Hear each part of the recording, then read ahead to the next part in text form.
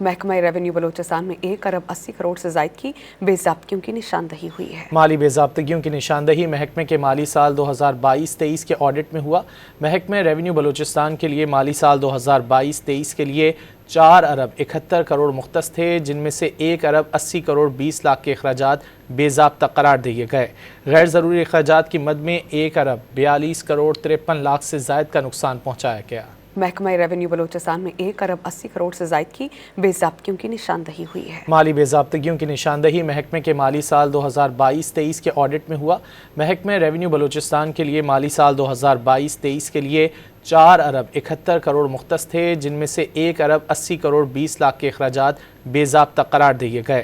غیر ضروری اخراجات کی مد میں 1 ارب 42 کروڑ 53 لاکھ سے زائد کا نقصان پہنچایا گیا۔